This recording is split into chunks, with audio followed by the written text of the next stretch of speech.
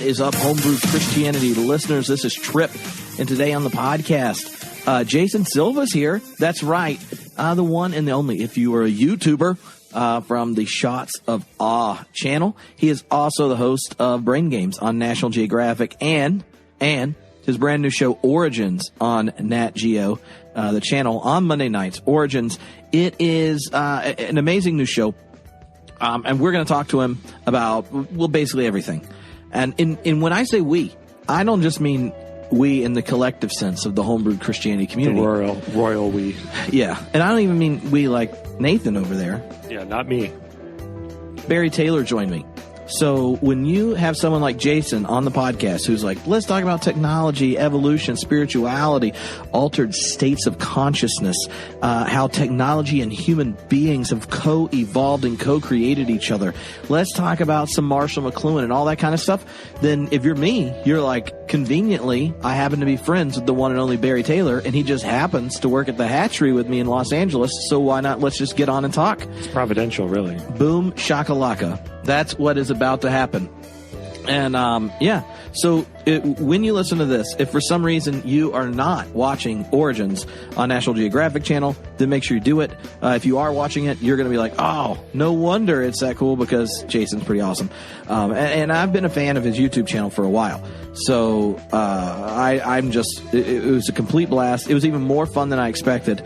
So I hope you enjoy it. Mm-hmm. That's right. How are you feeling? I'm feeling pretty lovely. Got a nice cigar here and enjoying the sunshine. Well, these cigars we have Rocky Patel cigars.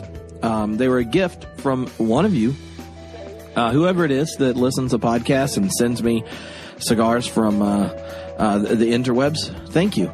They never leave a name. And this time, Peter Rollins' name was not in the note. So we don't have to share it with them. Exactly. Perfect. And so I would like at this point just to remind everyone, we're recording this on Pete's birthday, this intro. This is correct. And it's just a few days after the birth of my new child, Haven. Good thing they weren't on the same day. I know. I was really, really concerned. This is the time. If you live in flyover country, this is the time to make your summer plans for August to be at Theology Beer Camp, because Pete, Nathan, and I, we're going to be traveling. We're going to be going to Denver in August, 18th and 19th. Then we're going to road trip it.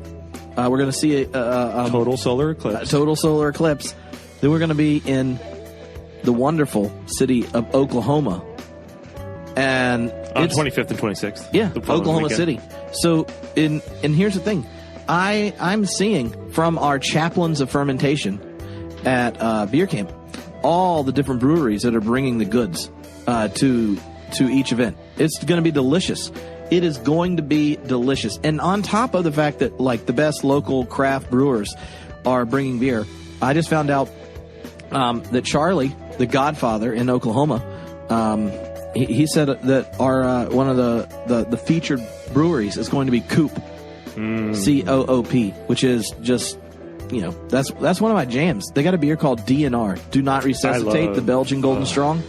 They got the F5, which is their IPA. F5 is like a tornado. Yeah. But they're going to be bringing a whole host of beers and making something special for Beer Camp. I cannot wait. And Ryan, who's the chaplain of fermentation in Denver, has sent me a ginormous list. Yeah, it's huge. Yeah, it's huge. Very big. Huge. So go to theologybeercamp.com and get your tickets. Tell your friends, because this is going to be 2 days of delicious craft beer, super nerdy goodness. And Peter Rollins and I are going to be battling it out theologically. We're also going to be playing some games. Yes, we are. And some late night karaoke. And maybe some cigars if we can get... The key is that this time, unlike Beer Camp in California, we're not going to let Tier Hardy anywhere near. Although I hear Pete said he took some too. Yeah, I know. I saw this little picture. Pete's in Ireland, and there just happens to be a bag of Gurkha cigars on his desk in his hotel lobby. It's very bizarre. And I said, did he carry Gurkhas? He just found them at a store there, or maybe he traveled with them. Can you do that? I don't know if you can do that. Well, he did. So anyway, that's happening this August. The two things I wanted to get a little shout out before we jump into this podcast is, one, if you are a youth minister then you should sign up, because this spring we have a youth ministry video class we're going to be opening up, and it's free. You know why? Completely free. Yeah, like it's a free class with like video lectures and then a discussion group and everything, where not only will you get lectures on how to do and think through doing youth ministry as a progressive youth minister, doing really utilizing open and relational theology type stuff. But you'll also be in a group of other like-minded youth ministers to be able to share resources and all that kind of thing, and meet each other, give input and things. So you should really join it. And all you have to do is text Open Youth to 44222. Yeah, you just text the word Open Youth, no spaces, to 44222. That's correct. And you can also just go to the website and click a link. Yeah, we'll have a link in the show notes, but it's also it's tinyurl.com/openyouth. Yeah, and so you'll get invited into the free class, and then you'll be able to give input, share resources, and all that kind of stuff. Tripp's got some goods here. He's got the goods. And one of the things we're going to do is I've taught how I did confirmation multiple times, and people always love it. And so, and at PYM, the Progressive Youth Ministry Conference, just a few weeks ago, I got asked, you should really do it as a breakout session. It was completely packed. Everyone liked it. And we're like, do you have can you just send us how you do this? And I'm like, you don't understand. I don't really, I don't like write things down that much. Nah. Like my notes on how I do confirmation's like a page, and that's what I handed the parents. But I could describe it for 2 hours. So I'm going to organize it and in a shareable way and share it. Y'all all get it. You can use it, but also you can modify it, give input, and then maybe we can work on all the homebrewed related people doing some sharing curriculum and ideas and such. Shout out to Center for Process Studies for helping us put this Our on. friends at the Center for Process Studies were like, let's just do this. They want to share the wealth, share the knowledge, share the goods. So we're going to have a series. People may not believe this. We're actually going to have a series of podcasts. What? That's unbelievable. By process thinkers. That's crazy. Coming up. Listening to a podcast about future podcasts? Yeah, but y'all have to guess. We're going to have one on understanding spiritual terrorism within the faith community, patterns of abuse and healing and stuff, and using process framework to think through it. We're going to have one that talks about religious pluralism and a religious tradition owning its unique identity, but also being mutually transformed by engaging others. And then we're going to have one with a process New Testament scholar. Yeah, it's all headed your way on Homebrewed, because we love you. Yeah. So hold on, let me give you a chance to say thank you. You're welcome. Last thing is this month, if you are a member of the Homebrewed community, which I don't know why you're not, because that's the people that keep the podcast going. You can join. Go to homebrewedcommunity.com. The Homebrewed community people, make sure you check the secret Facebook group, because in there we're going to be posting a little treat for you. Everyone this month is going to be getting the complete audio of the Theology Nerd Boot Camp that I did with John Cobb. What? That's right. So if you want basically like 6 hours of me, John Cobb, Jay McDaniel joins, and of process in theological goodness, then members, make sure you go into the Facebook group. If you haven't been there a while, say hi. Download it for free. If you want to become a member, then go to homebrewedcommunity.com. And then when you join, and you'll get this email from Nathan to tell you, hey, come into the secret Facebook group. Oh, right at the top, pinned, will be Process Boot Camp. Process Theological Boot Camp. And I personally, I was just going to edit out the 5 or 6 affirmations John gave me into the boot camp and just listen to that. That's we need to get one of those rigs that shock jocks use. So in the middle of every interview or something, you just hit a button and have John Cobb affirm you. Yeah, and the time that Jack Caputo cursed at Pete. Yeah. We need to have that for beer camp. Oh, yes, we do. Because that time at the Subverting the Norm event where Caputo cursed at Pete, that was hilarious. Yeah, we're going to do that. That's going to happen. Mm-hmm. Another reason to come to Theology Beer Camp. Yeah, don't tell him. Nope, don't tell him. It's secret. So, anyway, this is Jason Silva. The show's origins is on Monday nights on Nat Geo, but I know most of you are probably cord cutters because you're listening to podcasts. So you can find it on the internet in all sorts of places. And if you have cable, Nat Geo has it on their website. You can sign in with your cable thing and then just watch it. That's kind of how I watch things. And heads up on the 4th of April April 4, on the 49th anniversary of MLK's assassination, Adam Clark is going to be on the podcast, and this is one of the best lectures I've ever heard in my life. He gave it at Third Rail Theology, where we discussed race, class, and white privilege in the church at the Hatchery, which it was a prelude to theology. The day before beer camp, we had an event for ministers that want to tackle race, class, and white privilege in the church, and Adam was like kicking it off with a lecture, and it was so good that we got to save it and then release it on April 4th. Yeah. So just prepare yourselves, because it's amazing. Yeah. In it, you'll find out the title of the sermon Martin Luther King was writing when he was assassinated. Amazing. It's so good. Anyway, thank you so much for all of you, for listening, for sharing, for telling the people, telling others, theology nerds, about the podcast. Thank you tons for Jason taking the time to talk to Barry and I, and I hope you enjoy this interview. I'm pretty excited about getting to talk to you, because you're like one of the only YouTube channels I like, unlike my son. He has 1 million YouTube channels he follows. And having a YouTube channel that is not primarily watching people play Minecraft is exciting to me. Yes. So Barry and I appreciate both professors. We teach a lot of religion, culture, philosophy, technology type classes. And oh, wow.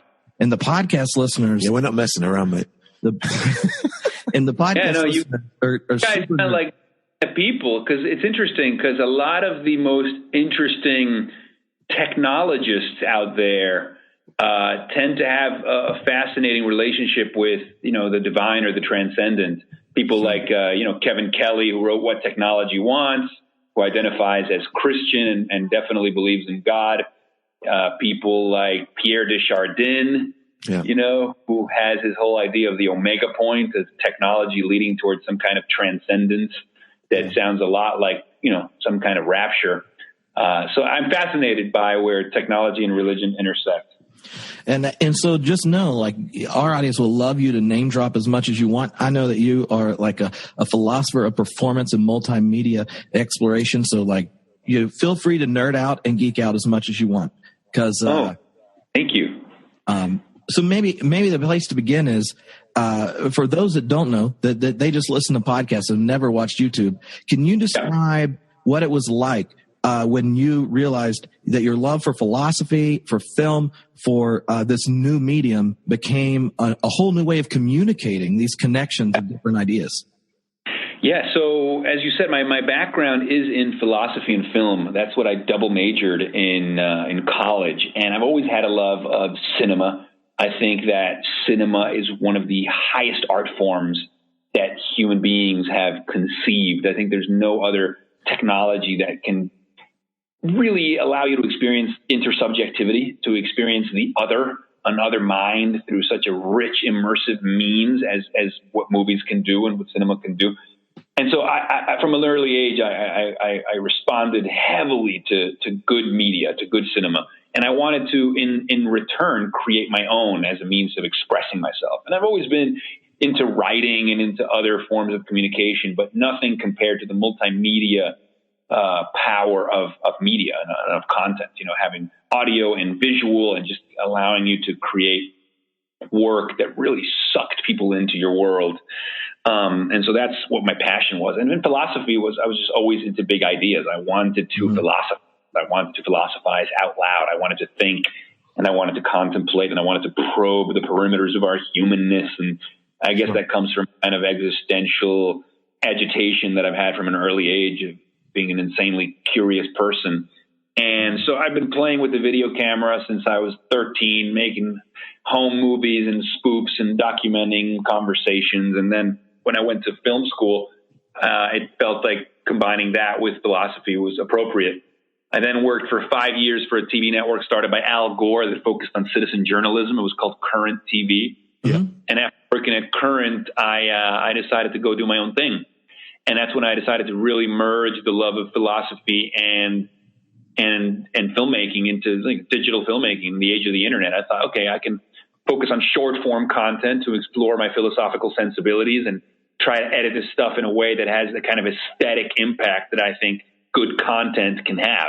So even though I was making 3-minute microfilms, I wanted them to feel as impactful as any piece of cinema. And that was the love and the aesthetic sensibility that I brought to it. There's a great line by Timothy Leary who says, in the information age, you don't teach philosophy, you perform it. And that if Aristotle were alive today, he'd have a talk show. And that resonated with me. And I fell in love with that term, performance philosophy. And so that's kind of the origin story. Yeah. Those videos blew up on the internet, and they led to all kinds of doors opening for me. They led to National Geographic TV gigs on Brain Games, now Origins. They've led to keynote talks around the world. But ultimately, making my digital media is the way that I address my fire in the belly, so to speak. Yeah. So when I watch some of the videos, especially some of the earlier ones, there's this a level of so your joy, your awe, your curiosity is as compelling as this kind of creative flow of connecting ideas. And it reminds me of like 2:00 in the morning after a high quality philosophy PhD seminar where everyone's had just enough mind altering substances to associate. And then in the morning you get up and you're like, shit, I should have put that in my dissertation. What was it? Except you figured out how to like invite people into what I had to go in debt for. Yeah. Well, you just hit the nail on the head. Like literally, the content in those videos stems from exactly the circumstances you're talking about. It's those late night conversations, perhaps with the aid of certain, mind altering assistants, but always in the search for truth. Which is the human condition. We've used wine and cannabis and psilocybin for thousands and thousands of years to aid in our visionary probings. And without getting too specific, I, like other young people, have always sought to facilitate those explorations with any lubrication that I could find that was safe and non-toxic. And so that's what we all do in those probing years. The difference, I think, for me was that I felt a responsibility to transcribe that kind of at least felt visionary understanding. I don't want to call my content visionary understanding, but it certainly felt like visionary understanding. And from that, there was a desire to document it because I thought whatever downloads I was being privy to were the equivalent of speaking in tongues. It's just that I always kept it articulate, but the experience from the inside felt like speaking in tongues. It felt like I was in a state of no mind. It came through me, but not from me. And though it is with me, it belongs not to me. I mean, it's very much a flow state. It's very much a state of surrender and submission to something higher than myself, at risk of sounding cheesy, but that's exactly what it felt like. Yeah. And having to there was my means of controlling the uncontrollable, of transcribing the ineffable and the inexpressible. And I guess that was how I rage against the impermanent. That's cool. I was just sitting there thinking, I'm probably the least verbose of the three people in this conversation. I don't think between you and Tripp, I'm going to be an observer. But you have a British accent, which automatically adds gravitas to whatever you say. I'm only here for gravitas. There you go. So I'm just going to, mention. I'm just going to drop in every once in a while. But I will just say really interestingly, though, and it's a sidebar. I think there's an interesting conversation to be had actually about altered consciousness and perception and understanding and the role that it's played in the history of humanity. I think it's quite challenging in these days to speak about, altering consciousness, whether it's through intoxicants or stuff, without sounding either hyper trendy or, jumping on the ayahuasca train or I totally agree. Whatever that is. But as part of the human journey for kind of self-understanding and self-awareness, we seem to have an ongoing interest in the ways in which our humanity intersects and interacts with various substances, whether they be mind-altering chemicals or technologies that allow us, the extensions that McLuhan and stuff talked about. But what I wanted to say was your reference to Timothy Leary. Last week I was at South by Southwest in Austin, and the keynote speaker was Nile Rodgers. And they asked him to speak about discovery, and he said, my first major discovery was made at 15 when I met Dr. Timothy Leary. And after 2 days of that journey, I gave up classical clarinet and picked up the funk guitar. So there you go. You have some good companions in that journey. That you mentioned that because, as the anthropologist Eliade referred to these substances, he called them technologies of ecstasy, techniques. Absolutely. Yeah.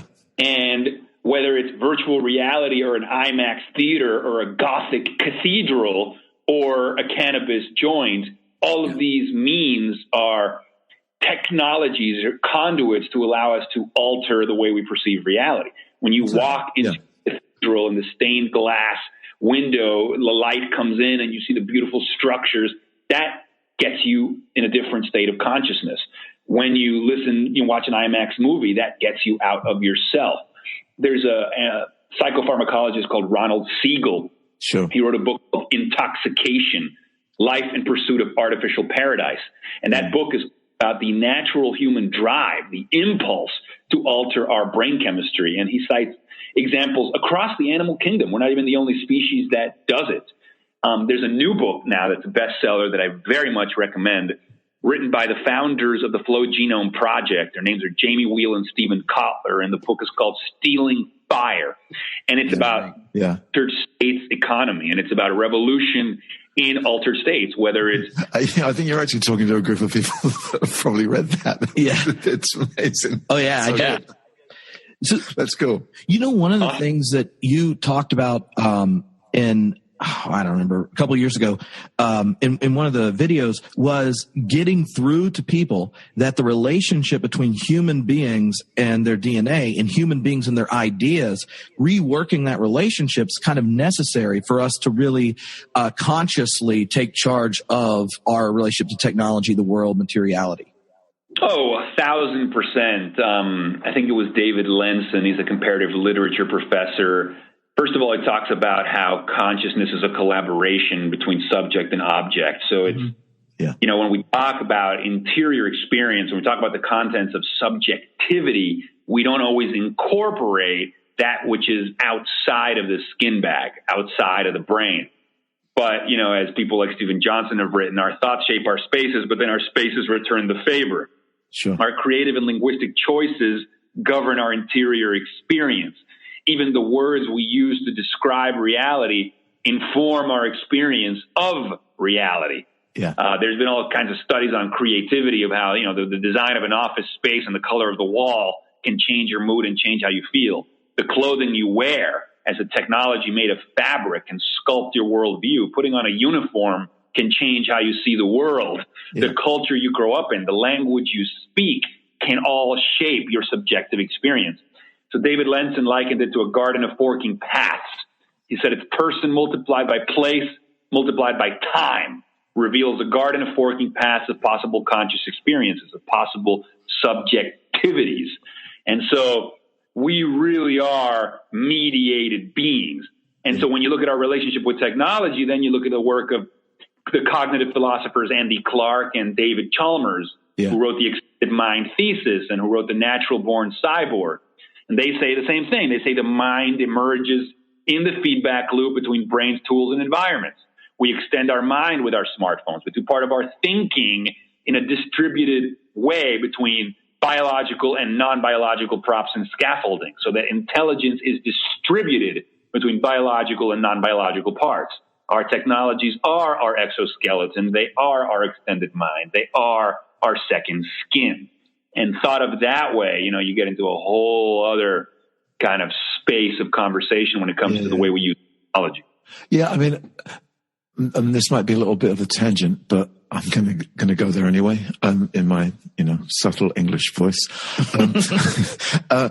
So, we live in this very interesting juncture, I think, in the human story where, we're embedding and embracing kind of new technological horizons, which are calling many assumptions that we've lived with into question, not the least of which is the whole realm of the religious and the spiritual. And I wondered what your take, because there's within the world of technology, as you've actually talked about on your show, there's the notion of singularity, which I think gets interpreted a couple of ways, both apocalyptically. I think there's the apocalyptic. Terminators. Yeah. And you could probably put Kurzweil in that framework. I mean, very giddy about the potential, but also with a slightly,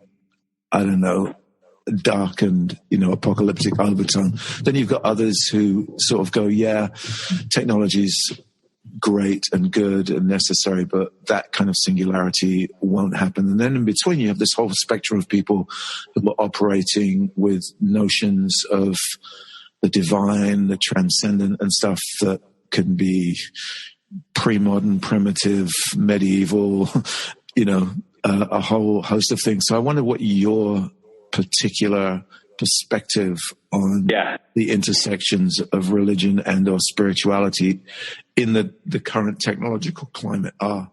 Yeah, I would say that in one word or less.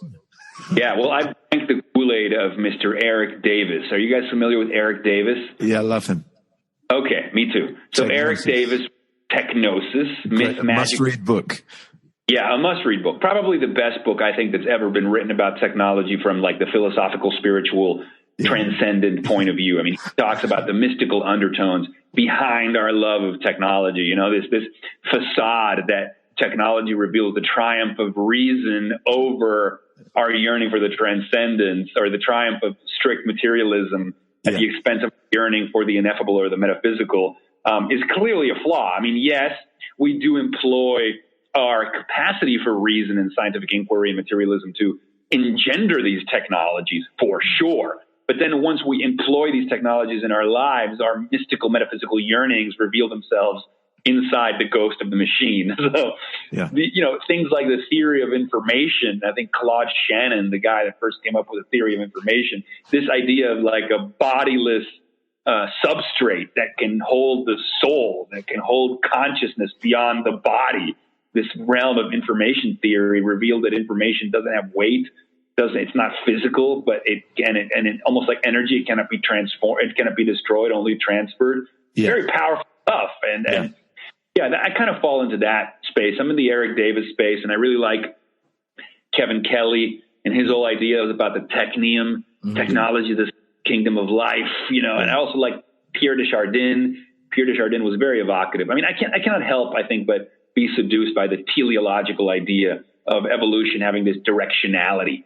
And, from biological evolution to technological evolution, seeing this move towards complexity and greater forms of organization and self-organization emerging, and AI emerging out of that, and having a Cambrian explosion of AI and who knows what. It gets me excited. It certainly addresses the existential dread, Yeah.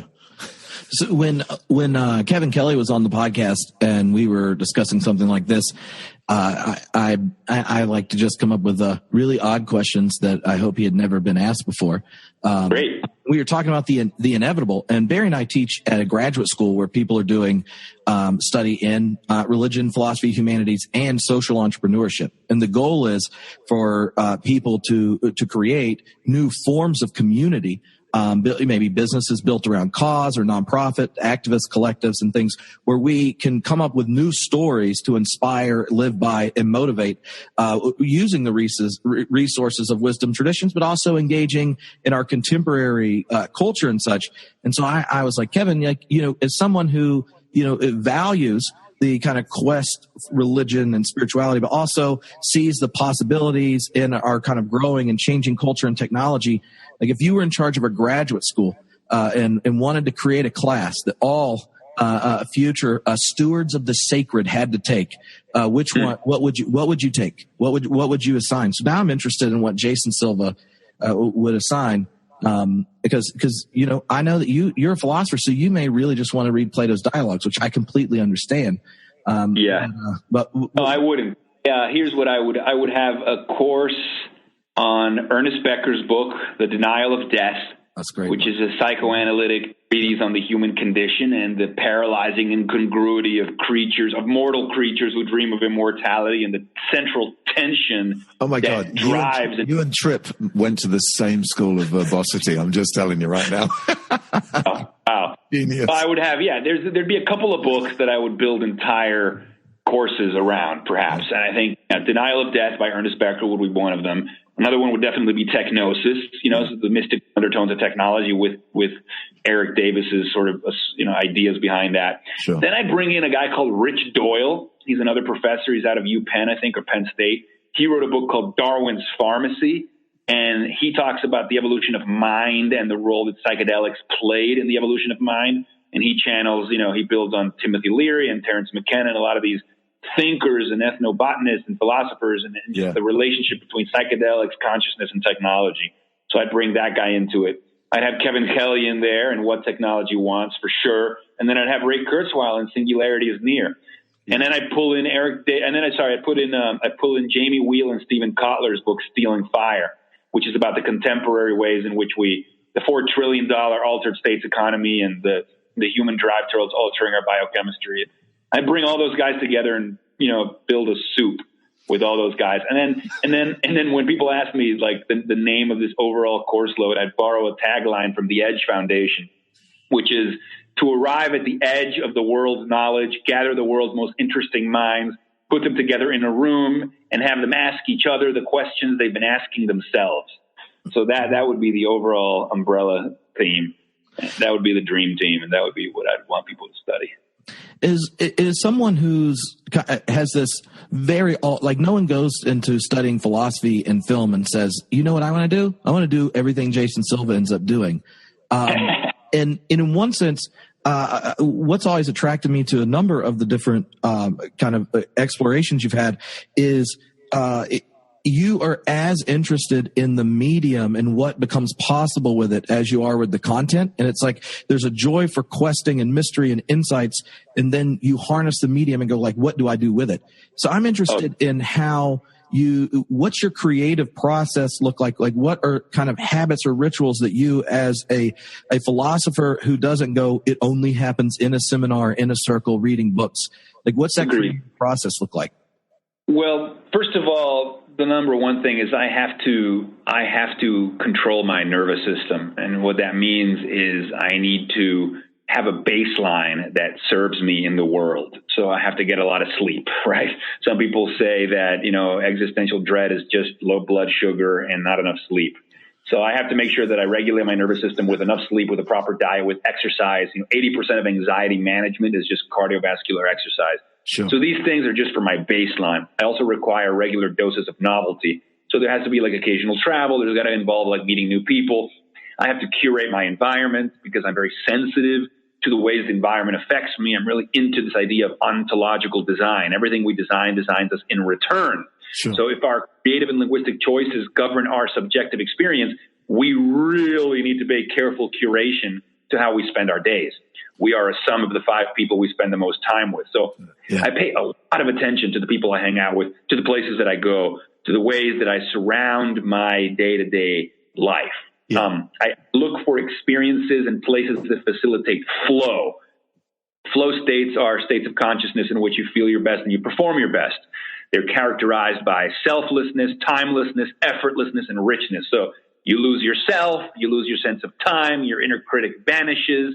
There's this sense of effortlessness that accompanies these flows. And when I cultivate all these variables, I get into flow easier. And when I'm in flow, like speaking in tongues, I'm outside of my head and outside of my mind, and something else can come through. And it's just a matter of preparing the camera and preparing the right people around me for that to happen. There has definitely been the incorporation of cannabis at times for certain contexts in which it serves me. So I'm very happy to see America coming around to that and seeing a democratization in people's access to that medicine, which I do consider medicine. Sure. But I mean, it's just one more variable. to environment, to exercise, to sleep, to books. But it definitely assists in associational thinking and improvisation and making more wide-reaching cognitive leaps. But again, there's a line in the movie Black Swan where the choreographer tells Natalie Portman that she's great at being the white swan because she's really good at control and discipline and judicious, but she's not good at being the black swan because the black swan has to let go and submit and lose herself and be dangerous and be willing to risk it all. And so he tells her perfection is not just about control, it's also about letting go. So I think it's both. I think any artist that wants to cultivate the reveries associated with any kind of visionary art is you have to be super methodical and super controlling until you let go. And then you have to be willing to let it all go. So I try to bring in those sensibilities together into how I govern my life. I have a strange question. When's your birthday? February 6th. Okay. Mine's February the 10th, and I was like listening to myself there for a second. Well, there you go. I mean, I don't go too far down that road, but there are some things. Yeah. There are some things you just go, I know that. I recognize that. Dynamic. Beautiful. I really recommend a book to you guys. Also, it's written by David Lenson, and it's called On Drugs. But don't misunderstand the title. Sure. It's a book about consciousness and mediating consciousness and phenomenology, but it's about the phenomenology of altered states. So there's chapters on cannabis and psychedelics and other drugs, but the most interesting chapter is called User Construction, and it's about how we construct subjective experience. Sure. And it's about how design and volition in pre-constructing our future selves happens every time we make choices. The choices I make today govern the self I'll be tomorrow.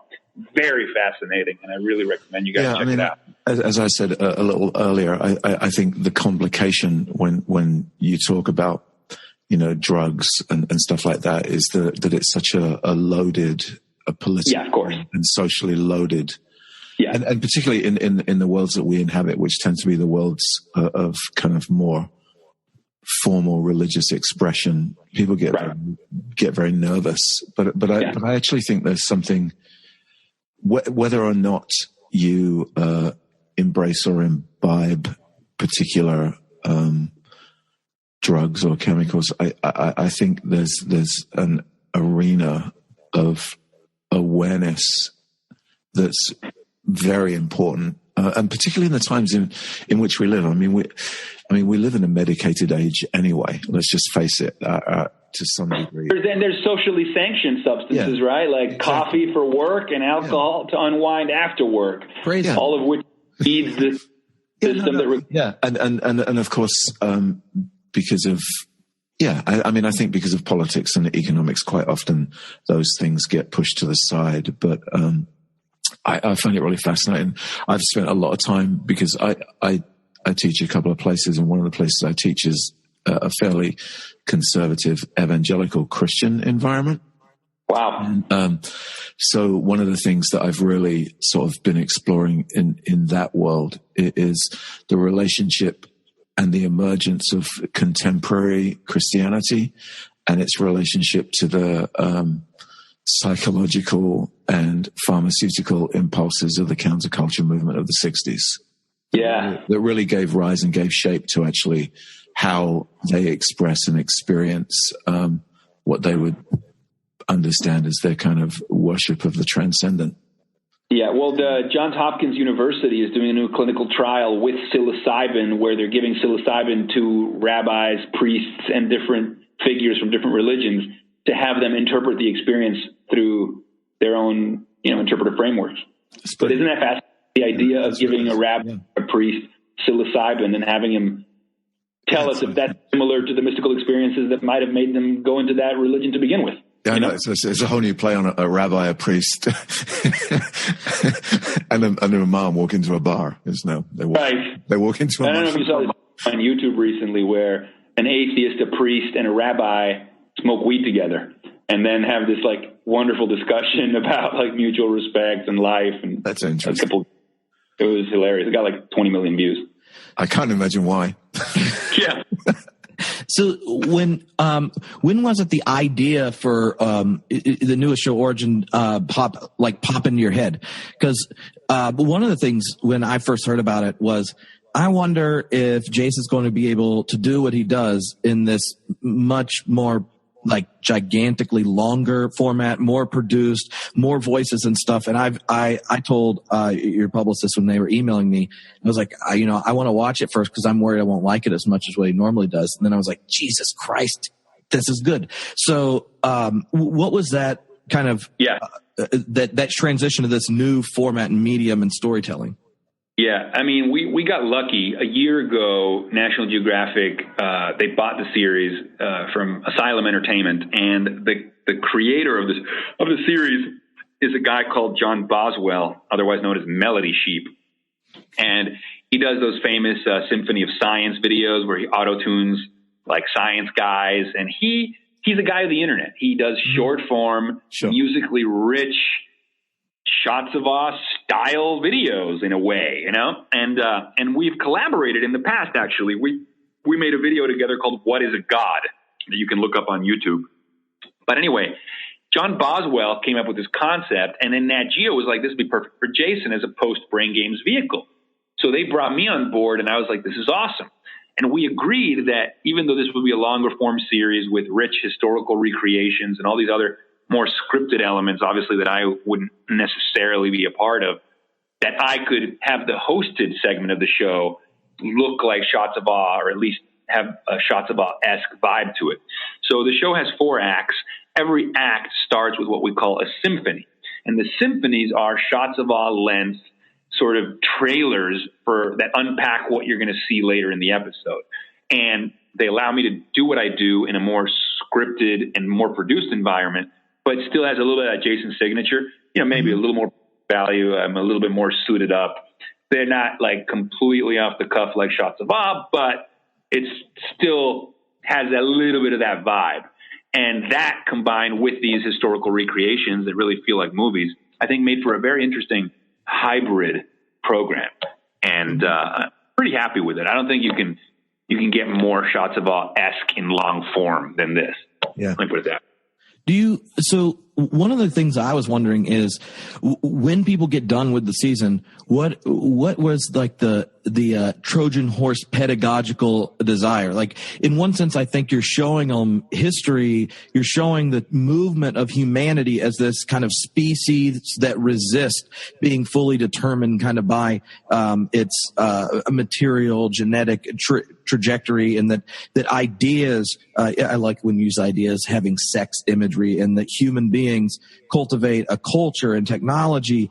And in each episode so far, there's been this way in which our past, our history is not just something we're inheriting and are a part of, but also let's use this as an opportunity to become more conscious and intentional about this evolving relationship with ideas and technology.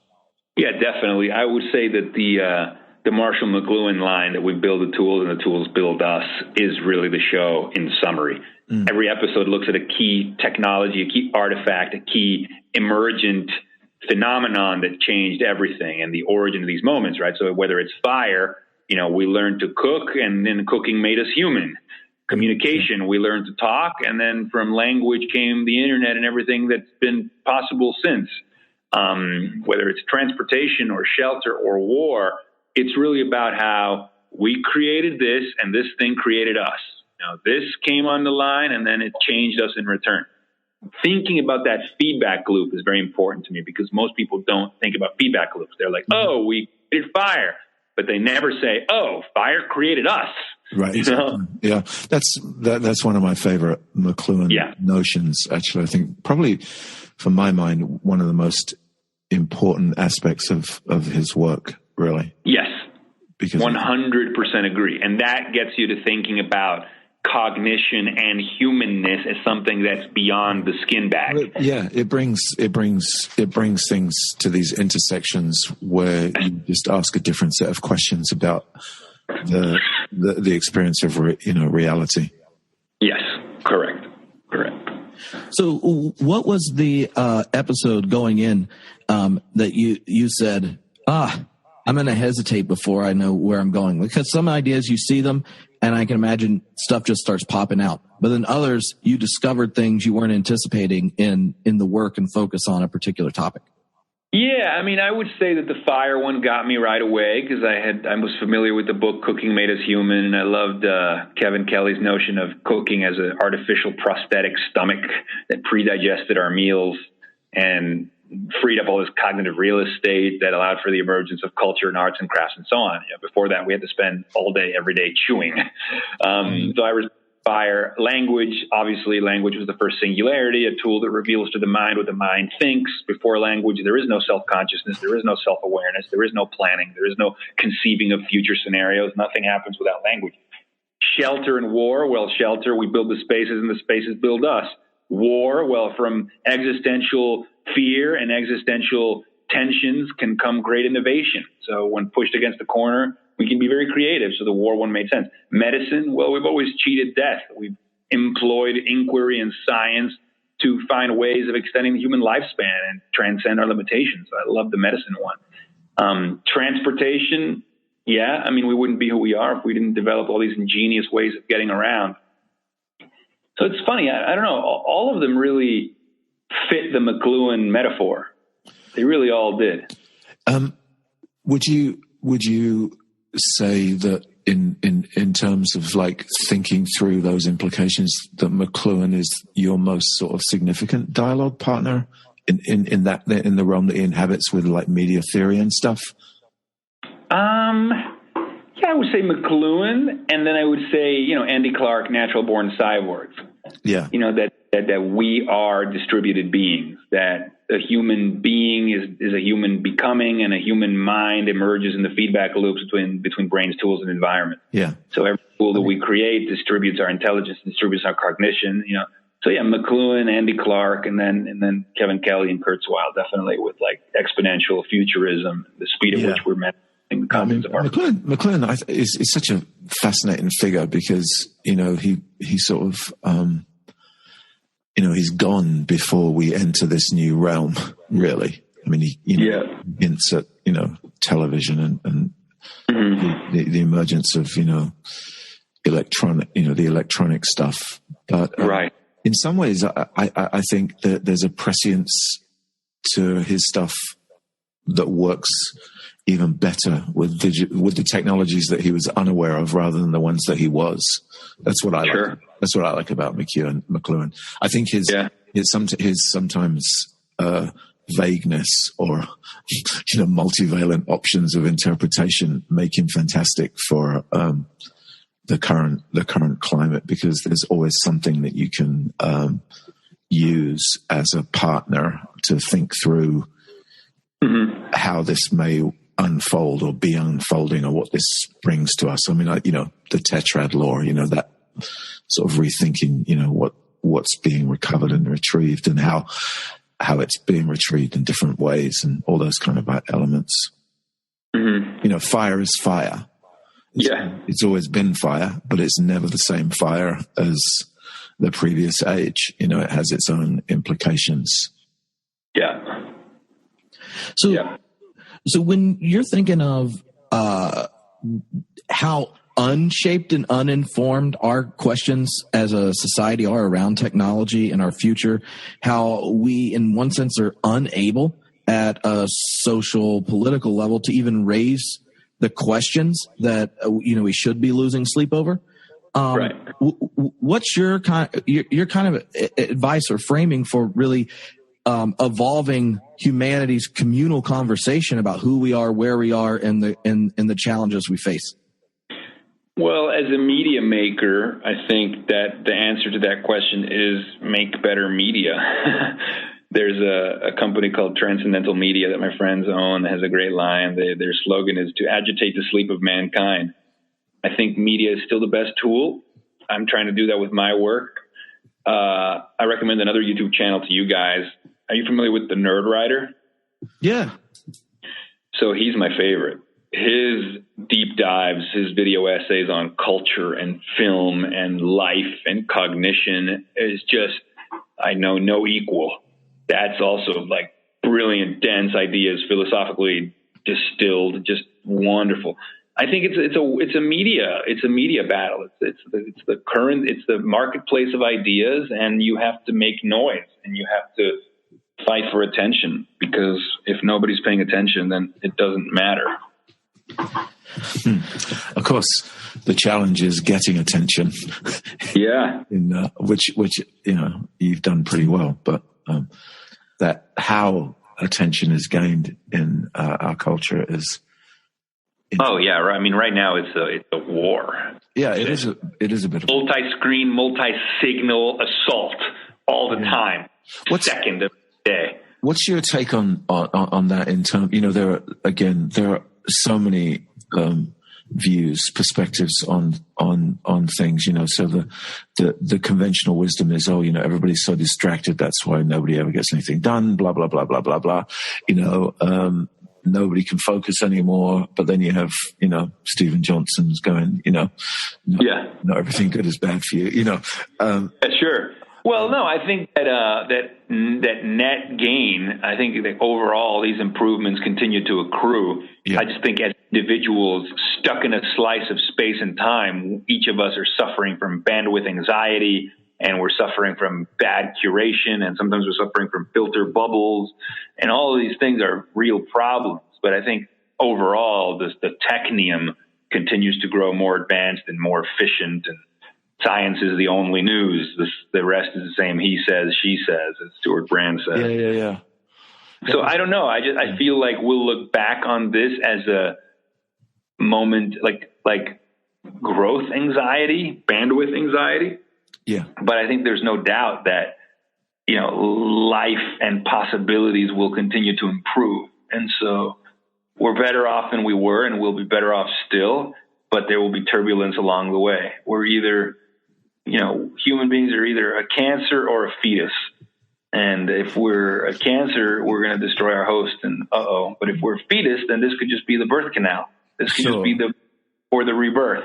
Yeah, I mean, I think for the challenge in that for a lot of people is because that we lived for a brief amount in time with this illusion that we'd got it all sorted out. The kind of modern Enlightenment kind of construct, and that sort of collapsing around people's ears, I think, has made it kind of challenging for a certain mindset to really see the embryonic nature of what we're going through and realize that, handling rather, so the sort of modern idea is, to eliminate the chaos, find some kind of order rather than kind of learn to manage the chaotic in a new way, or experiment with randomness, live with meaninglessness rather than, the perpetual and endless desire to have everything mean something. Some things don't mean anything, I think. Yeah. I don't know. It's just, maybe that's my English cynicism, but I think there's a lot of meaninglessness out there. But I think it's also part of the turbulent waters of the time in which we live. Mm-hmm. Mm-hmm. I agree. You've discussed quite a bit around the shape of contemporary anxiety in our culture and in dealing with it. And I wonder if that's not an important habit or pattern of wisdom we need to be more intentional about teaching and sharing, because otherwise we are evolved to respond in the least life-giving ways to the very types of experiences and phenomena that kind of plague us. Yeah, I mean, my interest in anxiety is because I've experienced it. You only have to have one panic attack to realize the fragility of our day-to-day quotidian peace of mind. That's number one. Number two, I read a statistic in the United Nations said that more people commit suicide every year than die from armed conflict or natural disasters combined. Yeah. So suicide is now a very real problem. Terrorism is not what we should be afraid of. It's our own minds that we should be afraid of. Depression and anxiety being at the epidemic levels that they are, I think, is a crisis of meaning. Yeah. I think people, in some ways, the tremendous advantages of an individual society with personal freedom has given us tremendous, obviously, growth and advantages and progress. but it's also created a crisis of meaning because we don't have the traditional structures in place to tell you, oh, you were born in this position because it's God's will, and your life has meaning no matter what, no matter if you're cleaning the garbage, because it's God's will that we used to have in the past. In a way, this liberation of the individual has also burdened the individual with finding his own meaning. Exactly. And when he realizes that Instagram likes and money doesn't buy happiness, you get a crisis. And crisis of meaning comes from the fear of death, the fear of meaninglessness, the fear of just endemic to being a naked ape running around a rock floating in an infinite cosmos and not knowing how it all works together. Sure. And so I think the solution is existential. That's why I'm so excited, actually, that the most exciting thing happening in psychiatry right now in mental health is these psychedelic studies in Johns Hopkins and NYU and Imperial College. It's like we're realizing that there's a metaphysical dimension to our yearnings and our problems. And rather than telling people, science explains that nothing means anything, or scripture, take it at face value, there's this third option now, which is the realm of personal experience, direct experience. Yeah. Close your eyes, take this. Here's a couple of interpretive frameworks. Go have your own experience of the metaphysical dimension of life, and then come back with a better story to tell yourself about yourself that will let you live life in peace and bliss and gratitude. Yeah. Have you read that book, Illness and Culture in the Postmodern Age? What is that, a book? It's called Illness and Culture in the Postmodern Age. It's by a guy named David Morris. It's about the way in which, like everything else, illness is cultural. So we experience illness and culture in the postmodern age. Yeah, it's a fascinating read. That sort of he kind of explores the not just the history of illness, but illness in history.